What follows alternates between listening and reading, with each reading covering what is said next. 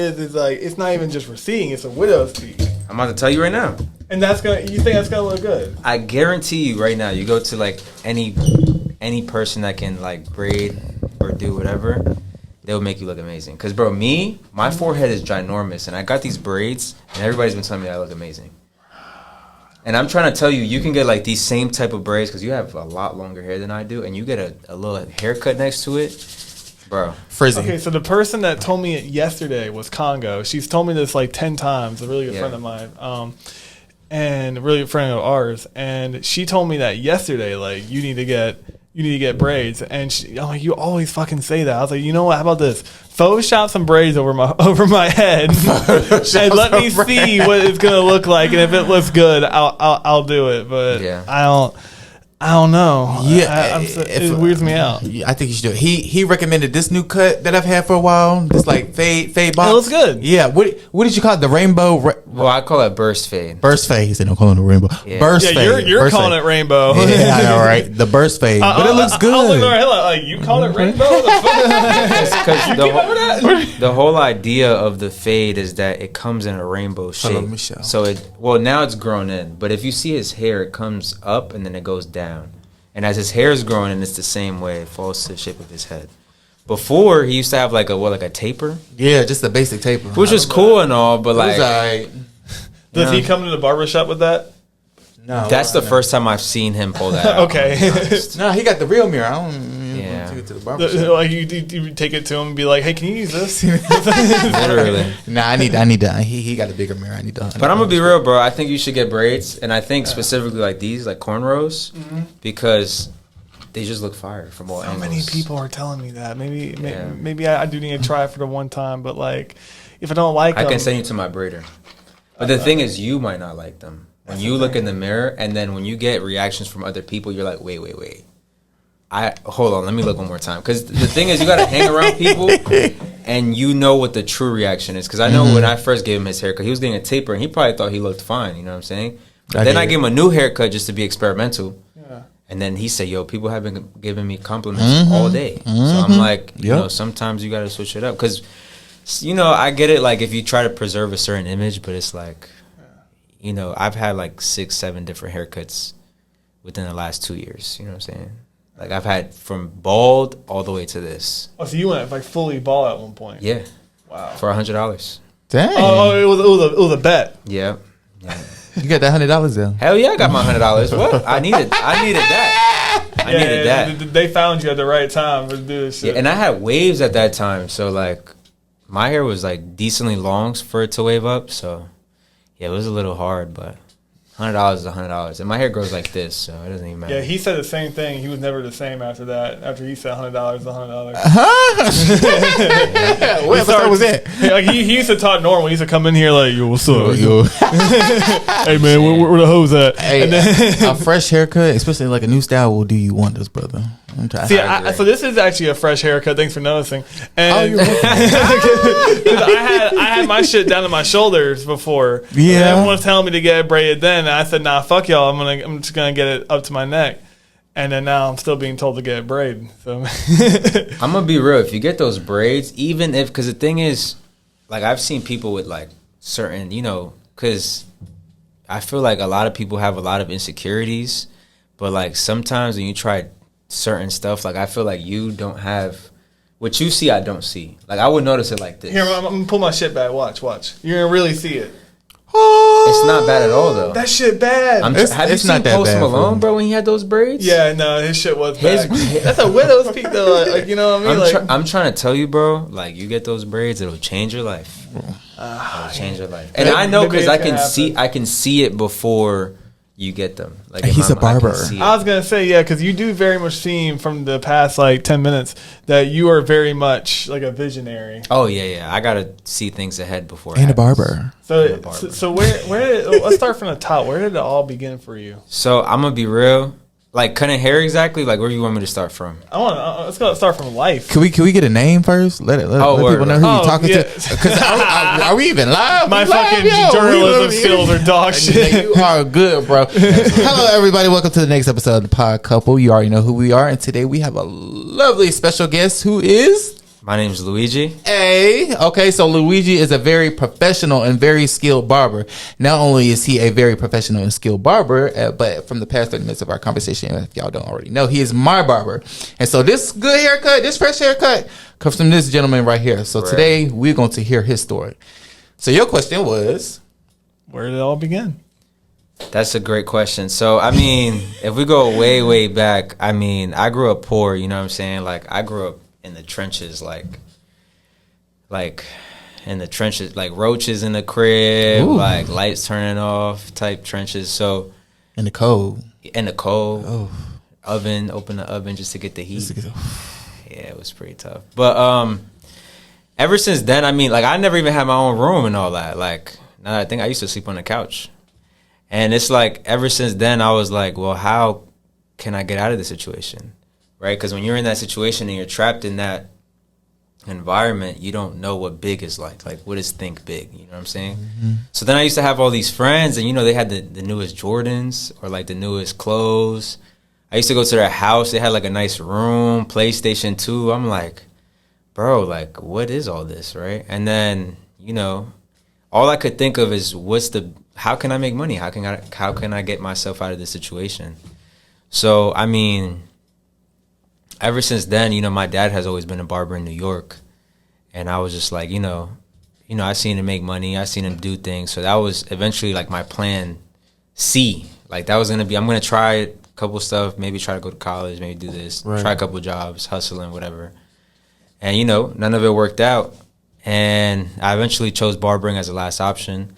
And I actually started cutting hair like maybe a year and a half ago. So I just started recently.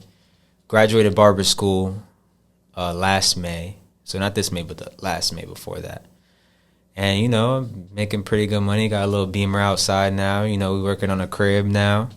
And, you know, some investments and stuff like that. But it all started, like, I always wanted to be an entrepreneur because people go to school and they go to college and it's like you see them graduate and they don't really feel successful. Like they're 40K in debt. They only make 40K a year or 50K a year. Like how do you even pay? And even if you make 6 figures, like you're getting taxed like 30%. You know what I'm saying? So it's like it takes like 7 years to pay all that off while having rent and car notes and trying to have a family. Right? Miscellaneous things and all that stuff. So it's like I didn't want to go that route. And so that's how I, you know, chose barbering. Mm-hmm. See, that's really like how it goes too. Whenever you come from a rough environment, there's always 2 ways that you can either go. Yeah, it's either good or bad. You know, but some people don't have that. You know, somebody around them to show them the way. Was there anyone around you that showed you the way? Yep. I mean, for me, the way that I kind of built a path for myself, other than, you know, barbering was always going to be a route, but the way that I built the, I saw like other entrepreneurs do their own thing, whether it be like cement business or you know, finance business or whatever it might be. And the way that they normally do it, they see somebody and they literally copy them in the beginning. Copy them, and then once they start making money, they funnel it and they make their own businesses. So they'll start 1, 2, 3, and then they'll grow that way, which is my plan as well. And, you know, but, you know, my dad has been like a huge like role model for me because it's like, all he's done since he got from Dominican Republic, so he's an immigrant, came down here, became a U.S. citizen. You know, after that, I only seen him work ever since I got here. Me and him weren't even that close till just recently, like a year and a half ago, 2 years ago. Wow. So we got really close, and he's always been wanting to help me. So, you know, he just, you know, he's been cutting hair for, what, 20 plus years now, and then he just passed that down to me. So I always say I got 20 plus years of knowledge because I learned from people that have been in the game for 20 plus years. My uncles are also barbers. Shit like that. And what's cool and how I actually met Luigi was before he was my barber. His dad was my barber. Yeah. Wow. So so his dad cuts his hair really good. So he was cutting my hair for I think like a year, some change. And then he was like, his son was like graduating barber school, just about going. He's going to be coming, cutting hair. He wants to, you know, try out a couple people. His dad was going on a vacation at the time too, so he was like, his son's going to be taking over his clients, and he, you know, he's got to get it down pat. And when Luigi started cutting my hair, I mean, everyone's always going to be nervous, you know, getting that new barber. Yeah, always kind of being like, you know, because the little things matter in the cut. I feel Facts. So I can't lie and say that I wasn't nervous, but at the same time, it's like I have so much respect for your dad as a barber already that I was like, if he said he good and that's his son, then I ain't I'm already knowing. Like, right. So that first cut, that first fresh, like I already felt good, and then like right after that, I think it was like maybe 1 or 2 cuts after that is when you recommended the first fade. Yeah, and it was funny for me because I was like, damn, like I hope your dad don't feel no type of way because you definitely about to be my home barber now. Yeah, I think that was a cut that you were like, okay, he's nice. Yeah. I was kind of just giving you the cut that you normally get. I was like, I'm gonna try to give you that, but then I started cutting your hair. I'm like, this cut's kind of boring. And then that's when I got experimental, and I was like, you should try this. I think it would look really good. And it's cool because so the barbershop that he works at, like I've been at that barbershop since I was like a kid. And like I didn't know that. Yeah, Latif used to cut my hair. Wow. Yeah, Latif. He's been cutting for a while. Yeah, Latif's so he and that like I had like I got like 5 siblings. So every time my dad went with us to the barbershop, we just got the basic cutting. So Latif was always cutting our hair. That shop is so just like, I don't know what kind of barbershops you go to, but like I've never been to a barbershop where the atmosphere is just so friendly and like people are so like just having normal conversations about everyday life. And like, I've never had a barber recommend a haircut for me. And when he did that, I was like, oh shit, like that feeling of that was just so cool. So like, it's like having a stylist. Like, how these rich people have a stylist and they be like, you should do this, that, and the third. Right. I kind of do the same thing for people. It's like I can tell, like I can see from what you wear and how you carry yourself. It's like, if you try this, it would like go good with the way you do things already. Yeah, making me feel bougie. That's what I'm saying. So you need to get them dreads to a degree. Well, that's how it is when, you are a service-based entrepreneur. Oh, yeah. Some people, they'll do service-based and they'll just simply do what's asked of them and that's it and walk on. But it's always when you give them your input. Yeah. Because on one hand, you could just take their money and keep going. But it's like they're a person at the end of the day. Yeah. And every good thing that you do for that person, it's really going to come all in circulation. They're probably going to come right back because of that. Facts. And that doesn't mean just do good things because they're going to come back, but you do good things. Like there's even been times that, in the recording studio, I'm like, you've been coming here for a month, but I haven't seen you do no music videos. They're like, well, I'm going to spend my money on the sessions. I'm like, well, slow down the sessions and do something for yourself. Like sometimes you got to do stuff like that if you to keep them going, to keep them elevating, and you don't want someone just to walk around the same haircut for 15 years. You gotta switch it up. I agree, and it's the same. Like you're an engineer to a degree, right? Like you're an audio engineer. That's what I am. Yeah, exactly. I was at a high degree. Right. And that's what I'm saying. Because I didn't know like, because when I say engineer, I think of studios. Yeah. And like, rapping and R&B, but if you're an audio engineer, you can do movies as well. So yeah, I could. That's what I'm saying. So, like, it's the same thing as being an engineer. Like, you've ever been recording something for somebody, and while they're rapping, and you say you use Pro Tools, while they're rapping, you just start trying different stuff while they're doing it, and then they're doing their stuff, and then you're just trying your best to mold that whole record to the way so it sounds professional. Like, you know what I mean? Because other engineers that I've seen, they'll just take your vocals, slap some auto-tune on there, and not even good auto-tune, they just slap anything on there, and then that's it. And then they get paid, what is it, like $50 an hour, $70 an hour for it? It varies. But and that's what it's all about, too. It's like you want to be proud of your work. Exactly. You know what I mean? Like, you can probably post some of your cuts that you've done, and people have been like, yeah, I need like that. Or they'll be like, I need a mix of the A and B, like, and you can do that. And that's what I give him. It was actually a mix between a burst fade and a full wraparound fade. So right at the bottom, right here, I wrapped it around so it fades like a taper. Because the burst fade is just a mohawk. But the thing is that because he was rocking that taper fade where it all, comes together, I wrapped it out right at the very bottom. So as it grows in the shape of like a mohawk, but he still has a fade and everything looks, faded. Mm-hmm. Yeah, it's definitely an interesting haircut. I'm not going to lie. I love it. I freaking love it. Real. Yes. So what are some of the because I've been waiting for this question. So what are some of the the stories I'm have you ever had to get a customer that like didn't like a haircut?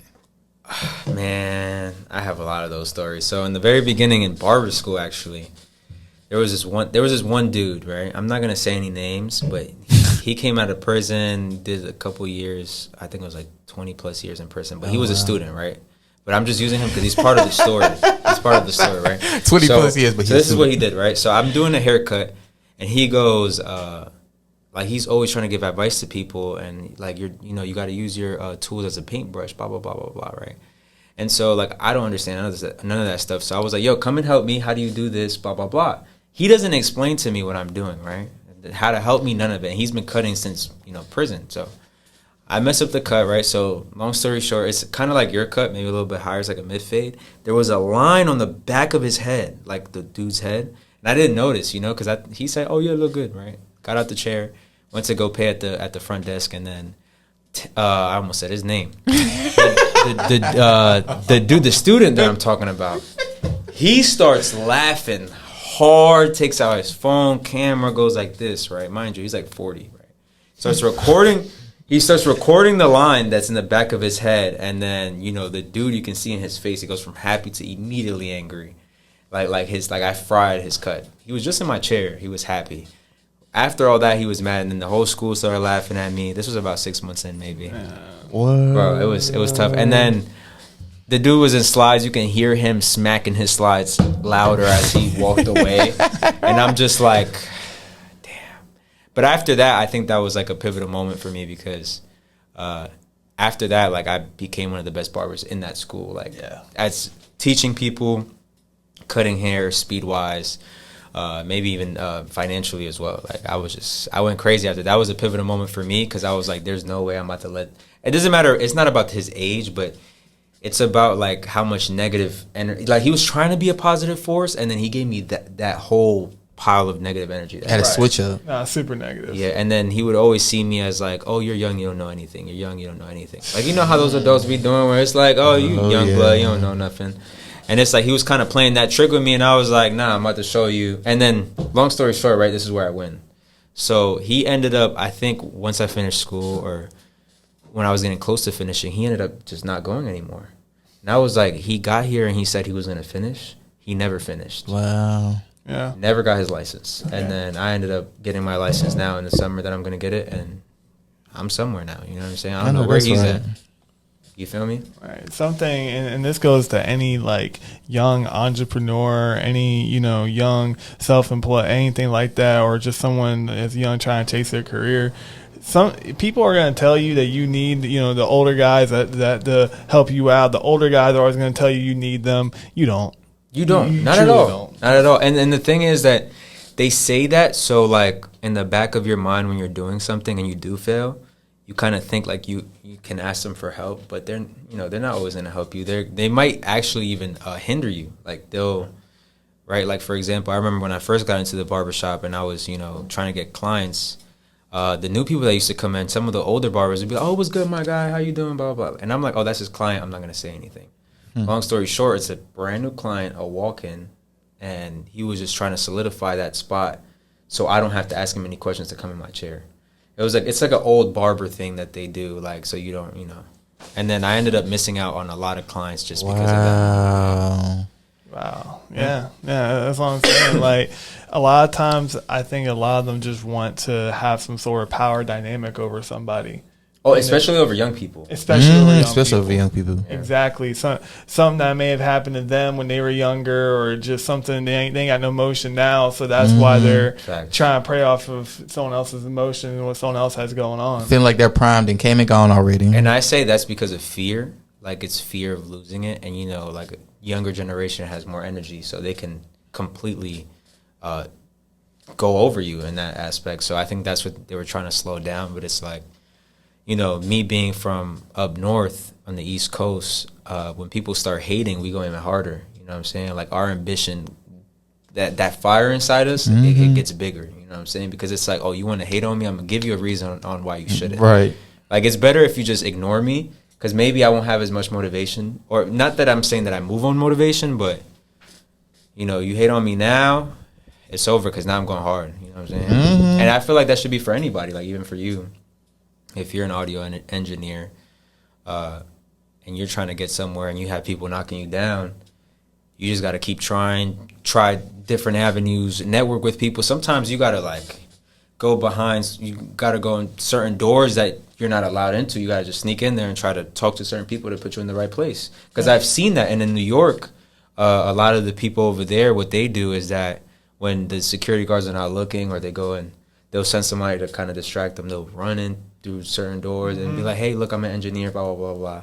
Try me, I guarantee I'm the best engineer ever. And then those people go very far, you know what I'm saying? No, I've been there. I've been in those rooms. I used to, my main thing has always been to like always dress nice or have like an outfit on you that you can change into, because you never know when some shit like that's going to go down. Right. And yeah, I've snuck backstage. I mean, I did the whole. Sometimes whole you have to, because you got to, right. yeah. And I mean, there's even been security is like, no, I'm gonna let you. I'm like, look, you pull out like $20, $50. Literally, gotta bribe them a little. How about now? How about now? You know what I mean? Yeah. Like, and you know, I mean, and that's just to say, like, I mean, you have to put what you want to do first. I mean, to the point to where it's tunnel visioned. Yeah. Because half the time you get through those people and you get to the person you wanted to talk to, that person doesn't give a fuck that you snuck in here. Right. At all. They didn't even know their team was on that fucking bullshit to begin with. Right. So it's just like, yeah, that's why I say, like, you got to be so tunnel vision as to what you want sometimes. I agree. And I think, I feel like, no. Actually, if you're an entrepreneur, right, and you're just half doing it, you're going to actually fail. And you're going to fail miserably. And you're going to fail so much to the point where you're going to go back to a 9-to-5 or going back to, like, something that you don't even want to do. You got to lock in all the way. Exactly, because if you but it has to be something where you can grow and it's actually, profitable. Because if it's not, somewhere where it can take you far, then you're just doing it for nothing. Like if you, with something, like if you like doing yo-yo and stuff like that, you can go to a certain extent, but the odds are that, yeah, maybe you can make 6 figures, but can you do it consistently for 10, 20 years? You know what I'm saying? No, you can't. Exactly. Well, at least from what I know. I mean, you said yo-yo? Yeah, yo-yo. The reason Turns out there's a professional yo-yo fucking we talk about... Yeah, I'm talking about... Yeah. and another software term or something? And I'm saying, like, but there are yo-yoers that have made money. You know what I'm saying? I did not know that. If you can think of it, there's somebody that's made. I can guarantee you, there's one person in that yo-yo industry that's up like $1 million. I want to see what this guy just looks just off of that. But I would argue that it can't just be off of that. I would say it's from the sales of the yo-yo. Like, I don't know if you guys remember when they used to do the commercials back in the day. They used to have the ball. It was like this magic ball. It was the Wonder Ball. I don't know what it's called, but it's like those people like that make millions of dollars just by selling the. Yeah, because even when I looked up like world famous yo-yo, or it came up. He's definitely a millionaire. Gentry Stein. Gentry Stein is a world famous yo-yo. He's a yo-yo champion, and sure enough, when you go down, he sells. So he be doing tricks and stuff. He sells yo-yos, but I mean, of course, he's a fucking champion. How much is a yo-yo nowadays? Probably like $10. Yeah, a good one. Oh, a good one. Maybe I need a good industrial yo-yo. Yeah, let's see. Bro, the yo-yos I used to have were from the dollar store. No break after like the next day. I used to the little wheel inside them fall out. Yeah, bro, it was ridiculous. It keep reminding me of Beyblades, but that's the whole Beyblade used to be man. That's a whole other thing. What? That was up there with Pokemon and like. Hell yeah. What was the other one? Yu-Gi-Oh! No, there was one more. Bakugan. I don't know if you remember Bakugan. I remember that Bakugan. Name sounds so familiar. Yeah, that's Bakugan. Yeah, that shit is crazy. I know. I never owned a Beyblade, but like, what about Tech Deck? I never owned it. I only owned some Pokemon cards. The skateboard, the little skateboard. I don't even know if I ever had one of those, but I did fuck with Pokemon though. Yeah, I had, and my Pokemon deck was crazy because when I was in school, I remember you asked the stealing question. When I was in school, right, the way that the layout was set up, right, in the classroom, you would open the desk and you would put your books in there and everything, and it would stay there for the night, until you come into school the next day. So there was one time we went to the auditorium, and mind you, they used to keep the doors open, all of them. So that wasn't very smart. Right. And so, long story short, right, we were in the auditorium for some reason, right? And my Pokemons lost to this kid because he had EXs and all these rare cards, right? I went upstairs to my classroom, and I opened his deck, and I took 3 of those cards. Right? And then I went back. I don't think he would never know. I'm never saying his name. I still remember his name. And then I took his cards and left. And then the next day we went to play. He's like, yo, that's my card. I'm like, no, I bought this myself. What are you talking about? How am I going to take your card? How? Explain to me how. He couldn't explain to me. And then eventually he ended up telling the teacher, but they couldn't even. Like, you know how they going to justify? How they going to prove that? Did you? Right. Yeah. When that man watches this videos and sees that you were the one that took his Pokemon card. I don't think he's on social media anymore, honestly. I think he's kind of like in his own world. It changed everything for him. Like, he's a fucking nomad. Right. Living in the Amazon rainforest all because of you. Yeah. He wanted a damn Pikachu. Literally. A fucking villain. I think it was a Charizard, actually, that I took from him. I'm not going to lie. Was it golden? And it was one of the nice, cool ones. Like the, what was it? Yeah, the shiny ones. Yeah. That's fucked up. Yeah, he was sick. Because I'm not gonna lie, and I was so happy. And you know what's crazy? Like, I don't have any of those Pokemon cards anymore. No. I don't even know where they are. Like, yeah, I think my mom donated them. And the problem is that she never told me. Like, I would have just gave them to my brother. My brother plays Pokemon now, and if I would have given him the cards I had, he would be the popular kid. Ain't karma a bitch? Wait, so like, literally, karma come back like this. Wait a minute, hold up. Pokemon cards are still a thing? 100%. You don't remember Logan Paul a couple years ago spent like millions on one. I thought it was like nostalgia. Nah, do it for it. I feel like they do it all but for the nostalgia, right? Nah, I think because Pokemon is so big, it's like Fortnite. Like Fortnite, we were playing Fortnite a couple years ago, and it's still around. You know what I'm saying? Right. It's not the same. I was still in high school when we started playing it. So me like too. 2018. Yeah, we were still playing it. Wait, how old are you again? About 13. Oh, okay, we graduated around the same time. Wait, so how am I 13, but he's reasonably 21? Looks can be deceiving. It's the beard. I look older. I would say it's the beard. The beard makes me look. You got the goatee, so the goatee takes a couple years off of you. Mm-hmm. Yeah, I mean, I ain't gonna lie. I did think like mid-20s. I'm a little shocked that you were a year younger. People be thinking I'm like 26, 25. I'm like, I don't know if that's a good thing or a bad thing. You know what I mean? Like, no, it's a good thing. It's a good thing. It's a good thing until you're 25. Yeah, exactly. When you hit, because now I'm gonna be pushing 30 at that point. I'm just like. You want to be mistaken for 21. Right. I think I'm going to shave off the beard at that point. Pushing 30. Just go like Lil Durk baby face. Like. Yeah, that's going to be the only problem about shaving off your beard, like especially if you grow your beard really fast, is that it gets crazy. Like you have a clean face and immediately you'll have hair. It's annoying. Like my hair grows back in like 2 days. Good God Almighty. Can it breathe? 2 days. Yeah, it's hard. So what age did you become a barber? Like an official barber? 20. 20. Dang, okay, so young. You haven't even been at it that long. No. I mean, I wouldn't say, official. Okay, so official barber with the license would be now. Yeah, official. It would be 21, but like when I graduated school, I was 20. I guess that at graduation, I think. Yeah. Could consider it was different. Okay, so what two-part question. Speak English, please. Right. Barber school. Ever keep hearing about barber school? What is barber school like? What is barber school? So barber school is pretty much, it's in the name, you know. But right. So before the barber, I know before, like in New York, for example, the barbers used to learn from other barbers or from YouTube and stuff like that. So when I got to North Carolina, this barber school stuff was new to me because in New York, you would just pay for a license even though it was illegal, and then you. Wait, I mean, how long have you lived in North Carolina? Year and a half, almost 2. So when I got here, I decided to go to barber school. Literally. So it was like, yeah. But long story short, in New York or in other places where you can kind of scam a little bit, you'll learn how to cut hair, and then you'll pay for a license, and then you just put it up, right? And over here in North Carolina or in other regions, like you have to go to a school, do a certain amount of hours. I mean, in New York it's the same way, but nobody ever does that. But over here, it's hard to get past that loop. So. So I had to do 28 hours. Okay. So I completed that in about 10 months. Normally people take over a year to do that because of jobs and whatever and blah, blah. I was locked in fully. Like I said, when you lock in fully, you can get it done.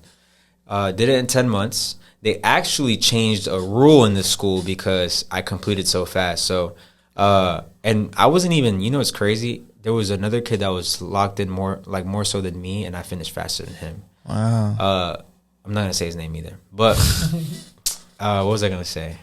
The rule was that you can't do over 8 hours in the school, and I was doing like 10 hours a day. Like I would be in there from 8 a.m. to 7 p.m. sometimes. Wow. Yeah, so you couldn't do more than 8 hours or 7 hours within a period. So in period, like in a day? Like in a day, yeah. Okay. And his excuse was, yeah, state board doesn't allow us to record this many hours, blah, blah, blah, blah, blah, blah. And I'm like, wait, you've recorded all my hours up until this point. They're just going to change it like that on a random month. It wasn't even like a new year or anything. It was just a random month. Oh, you can't report this many hours. I was like, huh. And it's because the school was empty, like at certain periods of it, because people would do 10 hours, 10 hours, 10 hours, and then everybody was gone. Like, and they losing money. Yeah. Well, not losing money, but it's just empty. You know what I mean? So if you do it that way, the way that I'm saying, they can do the 8 hours and adjust their closing time. So they can close at like 4 or 3 instead of 7 and have like only 2 kids there up until 7, which is kind of dangerous. It's this weird thing. I didn't think it made sense. But barber school is just, you go to school for 15, 28 hours. Then you go to the state board. It used to be in Raleigh. Now it's in Greensboro. And you do a test. Written, and then you do like a mannequin, you do like a tapered haircut. Oh, okay. And you have to do that, and then the next year after that, you have to do a tapered haircut one more time with the shave and all that stuff. And if you pass, you get your license. Wow. Yeah, and what's the? I just get more questions now. What's the written part? Like, what kind of questions, dude? Like, do they ask? When I did the written, so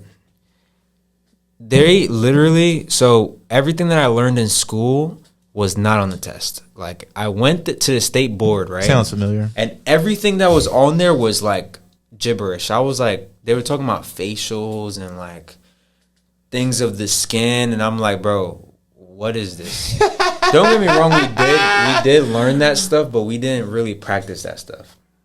Because you're trying to be a barber, you're not trying to be like a cosmetologist. Yeah. You know what I'm saying? So, and luckily for me, so I stayed at a hotel in Greensboro for this test. So I told my girl, I was like, listen, like, I need you to test me on everything that I didn't remember in barber school. That was my plan. I was like, I know they're going to ask me things I don't know, so that's what I'm going to plan for. And so I studied all that for like 2-3 hours, woke up the next day. Everybody was like confused. Like, everybody was looking at that test. I was like, I freaking knew it. I knew they were going to test me on the things that I didn't do at all. So that's what it was like. How did you know what they weren't going to test you on? Like, how did you? I didn't, but in life, well, you know what life likes to do? Life likes to like teach you things, and then when it comes to big tests, it's everything else. So what you're not prepared for. Right. So I prepared for the things that everybody's not prepared for, because I was already prepared for the things that you're supposed to be. Everybody's prepared for what they're supposed to be prepared for. Right. Like, for example, everybody's prepared to pay rent at the end of the month, right? Right.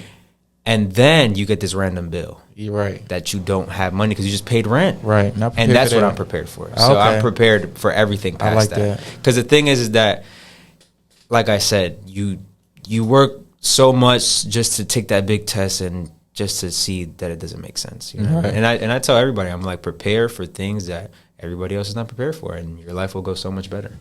Yeah, no, people will call you paranoid and everything else. Oh, I'm super paranoid. I'm not gonna lie. You're supposed to be. most successful people that I've ever met, paranoid, super, like, about shit that like, you don't even think would happen. But anytime something about to happen, they find their way out of it. They find their way through it. You know, we done thought about it 4 times already. Like, well, exactly, calm, collected, because you thought about it, like you said. And I just feel like when it comes time for even the little things that it's like, nah, no one's gonna do that, and no one's gonna, if I leave a pair of scissors and a bowl in the weighing lobby, who's gonna grab that? Someone's gonna grab it. See, me, I think about these things. Like, for example, when I walked in here, I haven't looked behind me. I've seen you've been looking behind me, but the reason I haven't looked behind me is because I know those doors are locked. Yeah. So, because when we got in here, right, you had to ask for the girl to open up the door, and she's talking about key fobs. I'm like, oh, so you need a key fob to get in. Right. So I'm like, if they get passed through that, then they got to go through this door. by the time they get here, I have so many solutions to the problems. And do you want to know how much deeper I've thought about the exact same thing? This window is a double window. If you see, there's like 2 Oh, windows. you see, I didn't see that. Yeah, like okay. That's how strong the windows are. It's a double window. So, yeah. I ain't think that far. Some shit go down, I'm gone. But that, and that's how like it's always good to be prepared. Absolutely. Like, you never know what could happen. You know what I'm saying? You got to be prepared for things that might not even happen. Absolutely. Absolutely. Talk a little bit about the shop that you work at. Where you at? Where people can find you at? So I'm at Clean Cuts on University, and that's by the UNCC. Mm-hmm. Yeah, that shop has been there, I think, since 2004, if I'm not mistaken. Shit, probably even longer. That's what I'm saying. Yeah, he been there for a little minute. But yeah. So I'm there. I got there when I first got here. To North Carolina, I was watching my dad cut there for like the longest time, and then I went to school. So I think I was watching him for 2 months while I was going to school, and then while I was going to school, I would go to school and then go straight to the shop, keep watching. Then eventually, you get to work and blah blah blah, and then the story goes on from there. But I'm there, and I'm gonna stay there for the foreseeable future, up until I can start my own. I know that's right. Good. You will. This is kind of a great question, but I was curious about this. So I spent like a lot of time in New York, like a lot. And one thing that I noticed out there that actually kind of blew my mind was I guess it's because probably of like how expensive everything is, but everybody is so competitively getting to the money. So when you had mentioned that, you can just buy your license, like I believe it. Or it's like a lot of times, like you go into like the delis or something, it could say up there chopped cheese $8. You could be like, hey, I got $5. Can I get chopped cheese? Half the time they're gonna be like, yeah. Or like you could walk in, put $2 on the counter, go grab your water bottle and leave. As long, they're not even gonna think about it. Yeah. So with you having been the barber shop service-based industry out there a little bit before you came out here, was there any sort of difference? Well, when I was out there, right, I was mostly a client, but I grew up there in the barbershop. So what I can tell you from that perspective, I mean, now I'm a barber, so I understand it even more so. But from that perspective, there's a barbershop on every corner. Like there's there could be multiple barbershops on one street. So what separates you from what separates you from the rest is really like your consistency and your reliability. So both combined, because and cleanliness to a degree, but I wouldn't say all the way, because not every barbershop there is like super pristine, if that makes sense. But my dad owns a shop out there. He owned 2. Yeah, I think he has 1 now. And what I can tell you is that the barbers out there, like they're there almost 7 days a week. And if you've been there for a very long time, you can take 1 day off sometimes. But like, you know what I'm saying? That's OD. Like when you get down to North Carolina, you see people taking 2 days off, maybe even 3, and still be able to pay their bills. Over there, 7 days a week, because you don't know when the next barber could take your client. And once you build that clientele though, and you're consistent and persistent, and you can be there for them like when they need you. Like literally, if they text you, you gotta be on it. Yeah, pull up. I'm ready. But it's changed too, because like now we do appointments. I know in New York before, people just used to walk in. There used to be just a long ass line. Yeah, it used to be crazy. Like if I had to do that now, I feel like I would panic a little bit, because I would feel like I would have to rush to be taking care of people. Yeah, right. And I couldn't do that as a customer. That's what I'm saying. Like, and I take my time on your haircut. Like, I hot towel. Oh, and that hot towel be nice you too. Feel me? So it's like over there was no hot towel. It was just like you get in a chair, straight clipper work, boom, done. They might not even talk to you or nothing. Not even. Can I get my spray off? Literally, it was good morning and goodbye. Like that's it. And I know some people build a relationship with their clients, but it's mostly through seeing them a lot, not by conversation. Like maybe a little bit of conversation, but the more they see you in New York, the more they see you, the more they trust you, and they're like, oh yeah, that's my guy. You know what I'm saying? Because it's like you don't have time to talk over there, really. Right. So yeah, it's yeah. But the big difference is really like that competitive factor. Like in North Carolina, yo, these people like are lazy. I'm gonna be honest, and I'm not saying everybody. I'm saying like you're right. No, you're very right. There's a lot of lazy people, and I don't know if it's because, you know, like bills are low or like they just don't have no ambition. Like both. Yeah, a lot of not no ambition too, because like certain things, certain jobs, some people have it in their minds. There's a cap on how much money you can make. Yeah, but there's certain things. It's like there's millionaires who make millions of dollars on playing video games. It's kind of what we were talking about earlier. Like talking about yo-yo, like.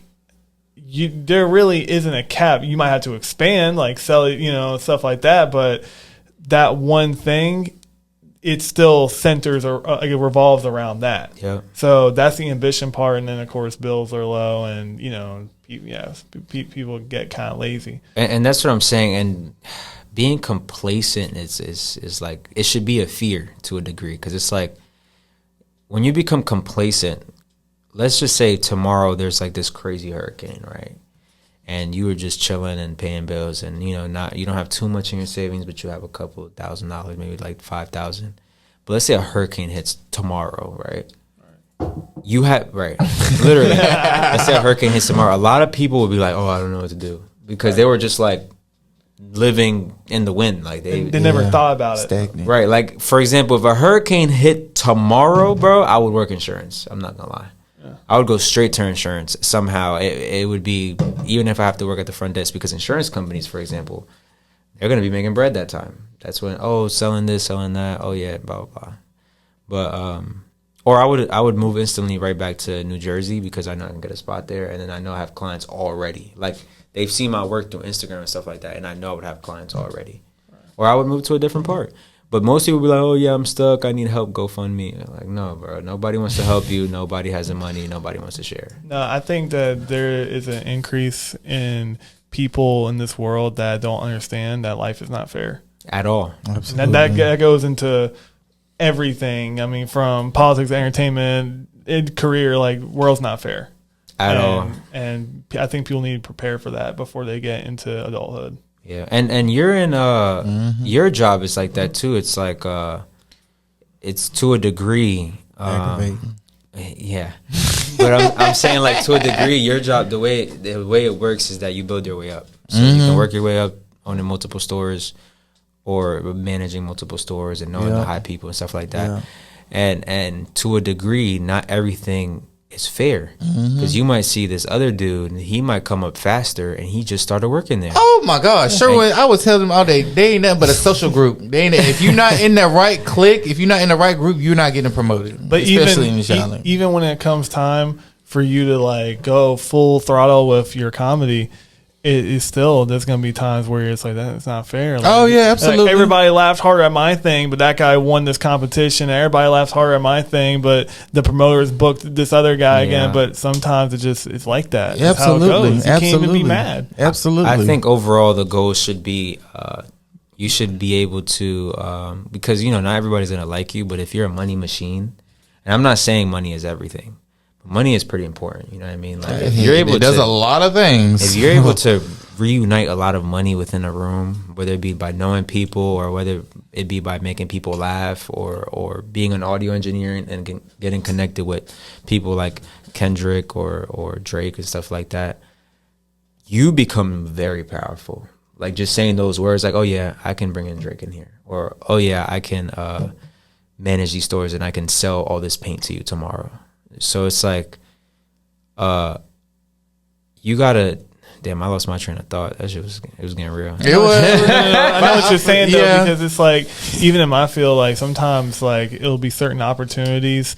Like I also put together events and stuff too. Yeah. And or even engineering and stuff, and it's like you might outsource your work to somebody, or you want to put somebody who they have every quality going for them as far as like, ambition and everything else. And when you're like, yeah, and I'm going to pay you XYZ. And they'll hit you with, after you just told them what you're going to pay them, they'll hit you with, I'm not in it for the money. You don't got to pay me anything. Well, it's like, okay, dude, I get that. I'm not in it for the money. I love it. But at the end of the day, it's like, how am I supposed to expect you to be 100% locked in if I'm not paying you, if you're not getting any money out of it. Right. And it doesn't even have to be money, but there has to be like a staple of business, like a stamp, like a receipt of something. Right. Whether it be money, whether it be okay, I'll connect you with this person, or it be like I'll exchange this with you. Because for example, my grandpa, he started off very poor as well, and the way he built himself up, he owns a coffee company. The way he built himself up is that in the very, very beginning, he was like, like planting the seeds and stuff for coffee or whatever, and then helping guys like that, like almost slavery, pretty much. He was literally slaving, and then he said, if I do this, and I think it was for a month, for 30 days, I want that cow, and that was his form of I'm locked in. That's my receipt. But I'm sure that cow was worth something. And that cow, when he got that cow, he was able to get milk and stuff like that and food, and then birth more cows. And then now he can sell cows, and stuff like this. So it's like, it's not always money, but it's a form of payment. It's not always money, but I will say one thing you did say. I'll lock you in with this person. I actually will never take those jobs ever, because that becomes reliant on two different people. You can't ever rely on people. I've before taken up the one that's like, I'll lock you in with whoever, big celebrity. And then it's like, yeah, they might mention you to them when they finally talk to them again. But that doesn't mean like just because like, oh, you got to check out this engineer. I know Rizzy. Have someone be like, yeah, cool, I'll think about it. You know what I mean? Like that's all it's going to be. Like you can't force somebody to do anything, Now, I would say I would agree with you to a degree. It depends on where you're getting that word from, because there's some people, like for example, right? You've seen Drake do all these collabs with these random music artists, and they'll pop for a year. Right. And it's like, I'm sure Drake didn't go like, oh, I want to do music with him. No, I'm sure to a degree his label was like, yo, do music with this guy, trust. And then shit happened. So it's like, it depends on who's saying that, because there's some people that can tell you, I'll get this done, and you look at their track record, they've been getting things done. You can trust them, those people. But there's people that are scammers, and they'll be like, hey, look, I can get this done, with a big smile on their face. They'll shake your hand, look you dead in the eye, and still cheat you out. No, you're definitely right. Like if it's actually somebody that like that connected, and but if it's like, he's my cousin's best friend's boyfriend's brother, you know what I mean? Like, like the connection. I'm not even listening. People have tried to hit me with that though. Like somebody hit me with one time, I won't say names, so it was like, listen, I can really get you tapped in. My girlfriend cuts Metro Boomin's hair. And I'm like, but like a girlfriend's and like friend that's a girl. Yeah. And I'm just like, great. That's too many people. That's too many. Too many cooks in the kitchen. He's too far. Like, you know what I'm saying? You think Metro Boomin's sitting in that fucking barber chair? He wants to hear, oh, by the way, my friend told me. I was like, okay. Oh, word type shit. That's all he's gonna say. Type shit. Type shit. Nice. Type shit. Oh, he engineer. Oh, type shit. I heard that one already. He thinking about how he making all that money with Kendrick, bro. Like, he not even tripping. He not even tripping. Word, man. Well, shit. Here we're about running out, but so where can they tell them again where they can all find you at? Well, I have Instagram, and I go by Snow NYC on Instagram. The people call me Snow just because when I was growing up, we were in the hood. We used to make nicknames. Like, you know how like some people. I kind of wonder where you got that name from. Yeah, people say it's because I sell crack. I'm like, I do not sell cocaine, bro. I don't sell cocaine. Nope. Literally, they're like, yeah, you must have been a drug dealer. No. But we used to call each other names and stuff like that, and then Snow just stuck with me. And it was like, because I used to talk to a lot of girls, and I would just break all their hearts, and I wouldn't feel a thing. So they'd be like, yeah, you cold as hell for that. So then they just kind of, and then yeah. So you can find me on Snow NYC, which is my main page, and then Cut by Snow on my barber page. I started posting on there. I'm trying to build it right now. We got to do the wild question, but before that, I just got one more question. This has been on my head all day. Some of the barbershop like stereotype, like rumor type stuff. Like, what's up with the CD man? Why every barbershop got the CD man to come in wanting to sell CDs? Man, is that like that's so funny you bring that up? That's such a throwback. In New York, they used to do that a lot. It was actually a Chinese lady normally. Wow. Well, I wouldn't say Asian lady. Not just Chinese, right? But it would be an Asian lady walking. Vietnamese and get pissed. Right. And so, like, they used to come in, sell CDs, and the reason they do that is because they're trying to just make some extra bread. That's not what they do. Right. But they will have some extra time, or their husband is working and they'll sell CDs. And it actually worked in New York. Over here in North Carolina, they just come in and try to sell like AirPods. Yeah, and shoes and shoes stuff. and shit. And I'm like, or food. Or food. And I'm just like, yo, I don't even know where you're cooking at. I don't know how. I don't even know you. Like, how can I even buy food? Does that still happen at Clean Cuts? Yeah, like there was a lady not too long ago. She came in. Oh yeah, here's my number. I'll text you every week if you want some food. Blah blah blah. And I'm like, nah. Like it's just too ghetto for me. Like I feel like for me to buy food from you, I'm gonna be, because I have a friend. He's a chef and he works in New Jersey. His company is Comfort Cravings. I don't mind shouting him out because we're like this, right? But the way he started, right? He started in his kitchen and he started selling cake pops in, I think it was 8th grade. It was popping. He was selling them for like $1 or $2, and everybody was buying them. He would bring like 10. He'll make $10, or I think it was $2 to $5. I don't remember how much he was selling them for, but he was making bread off that. Yeah. And I'm assuming in his head he was like, shit, like let me keep going. And then he started making soul food. Right. And then in high school, he started, I can't say too much because I don't know if it's legal, but he started making food. And then he didn't sell it. It was maybe free. Maybe. Right.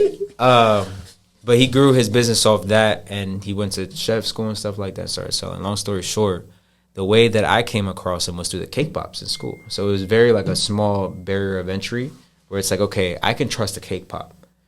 And then he brought it consistently. I'm like, okay, we didn't get sick. We didn't die. We're alive and we can still run and play soccer and basketball, right? So I'm like, okay, cool. So nowadays, if I buy your food, I have to hear from somebody that's still alive, that's been eating your food for more than a month. Yeah. That's where I'll Who's still alive, who's been eating it for right. Because, food, they can kill you with this stuff. Nah, listen, if you're going to buy from the fucking plates plug on fucking Instagram. Hell no. This some bitch that's cooking out in the middle of nowhere. $30 a plate. I got to see the process behind it. So I got to see the process of how he cooks. Yeah. You know what I'm saying? So like, not only was I buying food from him prior, but I used to be there and see him make the food. So I'm like, he's legit. Like he takes his craft very seriously. And he's a businessman. He knows what he's doing. And so like, people just one day wake up and be like, oh shit, I'm gonna start a business, and they start making sales, which is great, which is beautiful, it's amazing, right? That's how most businesses start. Door knocking or audio engineer, you start going to the studio trying to get in there, right? Or Sherwin, right? You gotta do door-to-door sales sometimes, or business to business sales sometimes, right?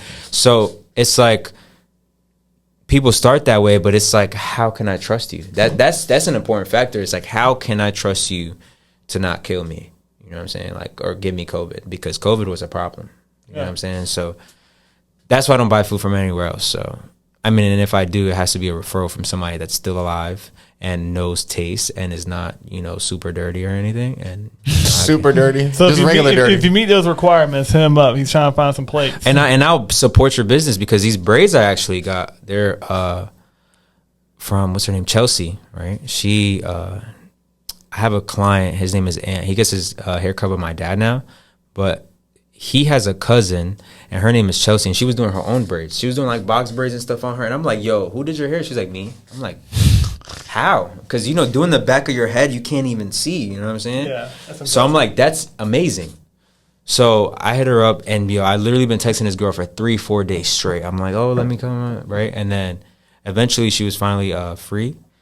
And I came there, and then she gave me the braids, right? And I was like, how much? And she was like, no, I don't like when people ask me that question, blah, blah, blah. And I sent her 100, right? These braids are probably like $40, right?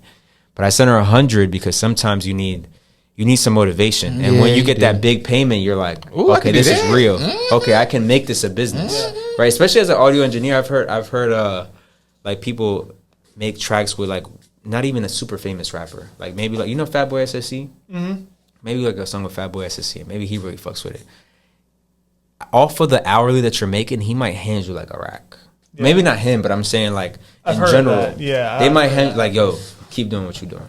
Yeah, I've even had some situations like that before. Like the first time I ever made any money off of music, like, because I had started making beat stuff in like 2020, and I started in like March, and it was in like October that year.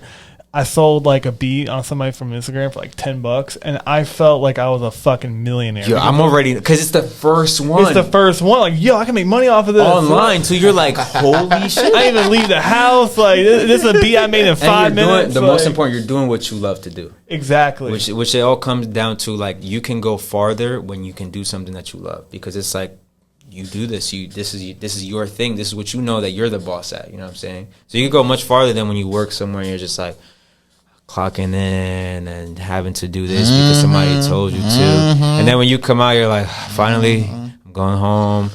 But when you do beats, you're just doing beats. You might fuck around and do beats for 10 hours, and you're like, damn, like time love it. Right. And so, but actually talking about beats, I actually know this guy. You know Cassidy, the rapper? Yeah, I've actually put a show together for him. Okay, so his son, I actually know his son. We also grew up together. He goes by Casco Crazy. Okay. I can probably lock you in with him if you want. I mean, he's done beats with Tekka. Connections. Okay, yeah, that'd be sick. I'd love to. Where is he? Does he stay in Philly, or is he staying? No, he stays in ATL. Okay, yeah, because I know Cassidy does. So yeah, that'd be cool. I would love to. So yeah. Oh, connections. Most definitely. We'll hear. So we started doing this thing.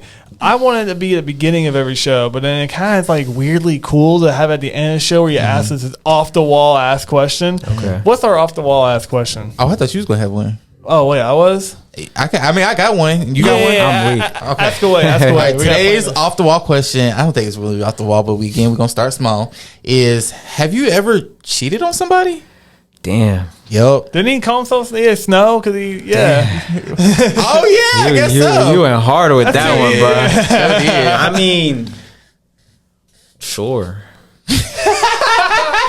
Wait a minute, nigga. You ain't in court. And now we're playing the song. I mean, to a degree, you know, like, you're not perfect. Like, what's cheating? Like, what you mean? Like, what are the, like, what you mean? What you mean what's cheating? Like what you mean with cheating? Because, you know, like, maybe you give a girl a hug and that's cheating, you know? That ain't I'm talking like full on, you know what's cheating. Yeah. Kissing, not even. I mean, even if you, like, just entertained it. Yeah. Sure. I feel like that's damn near just as bad. Yeah, it is just as bad. Yeah, I'm not gonna lie. Girls have like crazy rules and regulations, and I'm just like, you know, I don't go by everything they say. You know what I mean? Like, I don't go by everything, but I go by, like, you know, like normal standards. Like, I'm not wilding. Yeah. But I definitely, you know, I'm giving that girl a hug if she looks good. If she's ugly, I might dap her up. You know what I'm saying? That ain't cheating. Hug it. Then we talking like he said, either like full on flirt. I mean, I'm not gonna lie. If an opportunity comes up, so he beating around the question so hard. He's like a politician. right. If an opportunity comes up where this might connect me with somebody else, like this girl must know somebody. Like, I know she knows somebody.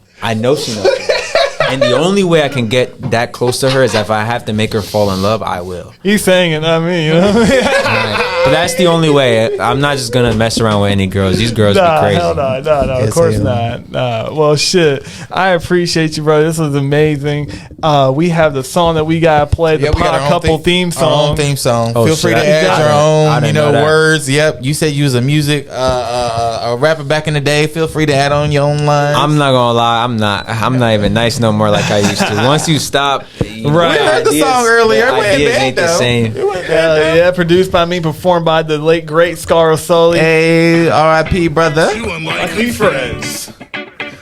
White guy, black guy, musician, comedian. No, I'm getting you this time. Straight and gay.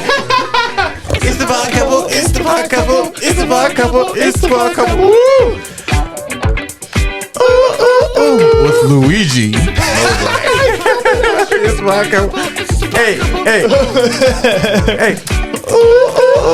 Y'all come on down to Clean Cuts to get y'all's fresh haircut with my brother Luigi. Okay, Clean Cuts down there at University. And we are out of here. Oh shit. I did that last time. Fuck.